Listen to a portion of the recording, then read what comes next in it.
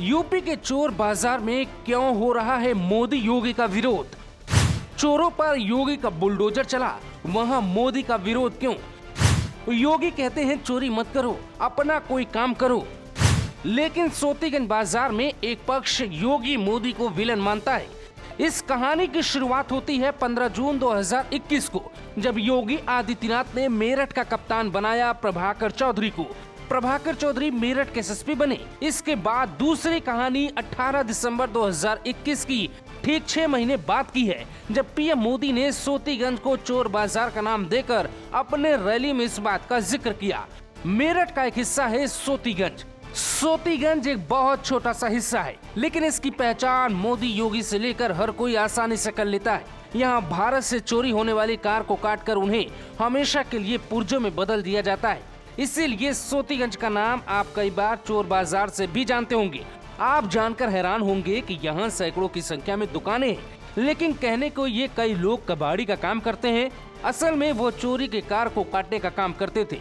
किसी माफिया की तरह ही यहाँ एक कबाड़ी से अब तक 30 करोड़ की संपत्ति जब्त हो चुकी है, तो कई कबाड़ियों के पास अब भी करोड़ों की संपत्ति है। ऐसे में कई कबाड़ी हैं जिनकी संपत्ति जब्त होने वाली है। लेकिन मोदी और योगी का विरोध क्यों हो रहा है और वहाँ आईपीएस ने ऐसा क्या कर दिया कि बाजार ही बंद हो गया? 15 जून 2021 को एसएसपी प्रभाकर चौधरी बने और 12 जुलाई को सोतीगंज पर पहला मुकदमा दर्ज हुआ। सोतीगंज में कबाड़ी की शक्ल में चोरों का काम पुलिस की मिली भगत से सालों से चलता रहा था, लेकिन प्रभाकर चौधरी ने सबसे पहले पुलिस कर्मियों को हटाया, अपने भरोसेमंद पुलिस कर्मियों को लगाया। इसके बाद महीने भर में ही 15 मुकदमे दर्ज हुए और कई कबाड़ियों पर गैंगस्टर एक्ट के तहत मुकदमा लगा। आईपीएस प्रभाकर चौधरी ने 300 दुकानों की लिस्ट बनवाई। इन्हीं 300 दुकानों के मालिक पर नजर रखी गई। अब यहाँ समझने वाली बात यह है कि यहाँ मोदी योगी का विरोध क्यों हो रहा है। वो इसलिए क्योंकि यहाँ पे चोरी की गाड़ी काटने वालों के घर पर योगी ने अपना बुलडोजर चलवा दिया और मोदी ने इस बात का जिक्र एक रैली में कर डाला। लेकिन सच कुछ और है जो लोग जानना ही नहीं चाहते, सिर्फ विरोध करना चाहते हैं। कुछ मीडिया संस्थानों ने तो ये तक लिख दिया कि चोरों की दुकान बंद हो गई, अब उनके रोजगार की बात कौन करेगा या उनके बेरोजगारी का जिम्मेदार कौन है। सोतीगंज में वाहन काटने और पार्ट्स बेचने वाला शायद ही कोई कबाड़ी होगा जिसके खिलाफ अब मुकदमा न दर्ज हो। मेरठ में 216 कबाड़ियों पर अलग अलग थानाओं में मुकदमे दर्ज हैं। दिल्ली, हरियाणा, पंजाब, गुजरात, ओडिशा और राजस्थान में भी मुकदमे कबाड़ियों पर दर्ज हैं, जिनका पुलिस ने इस पूरा रिकॉर्ड खंगाला है। पुलिस का दावा है कि 1000 से ज्यादा मुकदमे कबाड़ियों पर हैं। लूट और चोरी के वाहनों के कटान के आरोप में जेल में बंद हाजी गल्ला करोड़पति है, या कुछ लोग उससे अरबपति भी कहते हैं। वो कहने को तो काम चोरी का करता था, लेकिन रसूख किसी राजा से कम नहीं था। 10 करोड़ के बंगले में रहता, वो फिलहाल जेल में है। 30 सालों से चल रहा था काम, अब बंद हो गई दुकानें।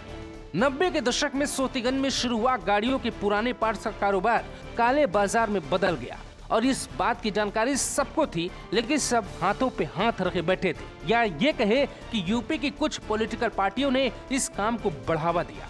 चोरी करने वाले गिरोह तैयार हो गए, पुलिस वहां जाती नहीं बल्कि पुलिस मिल गई। यहां ऑन डिमांड चोरियां होने लगी। मेरठ से दिल्ली होते हुए ये कारोबार देश भर में कई राज्यों तक पहुंच गया। किसी को गाड़ी का कोई भी पार्ट्स लेना हो, पूरे देश में कहीं न मिले, लेकिन मेरठ में मिल जाता है। 31 साल के इस काले कारोबार के बीच तमाम पुलिस प्रशासनिक अधिकारी मेरठ आए, लेकिन कोई भी इस काले कारोबार पे लगाम नहीं लगा सका। सरकारें बदलती रही, अफसर आते जाते रहे, संसद तक सोतीगंज का मुद्दा उठाया गया, लेकिन हुआ कुछ नहीं। सोतीगंज में चोरी की गाड़ियों के पार्ट्स बिकने का काला धंधा चलता रहा, जिसे किसने बंद करवाया? योगी आदित्यनाथ ने। और वहाँ किसका विरोध हो रहा है? योगी आदित्यनाथ का। कौन कर रहा है? जो चोरी करते थे और अब काम नहीं बचा है। योगी का सपना पूरा किया आईपीएस प्रभाकर चौधरी ने, लेकिन योगी सरकार ने जिस तरीके से बिना वोट की चिंता किए ही इन लोगों पे कार्रवाई की, उसकी भी सराहना की जानी चाहिए। जो लोग विरोध कर रहे हैं शायद वो चोरों के साथ होंगे। Bureau report, global Bharat TV.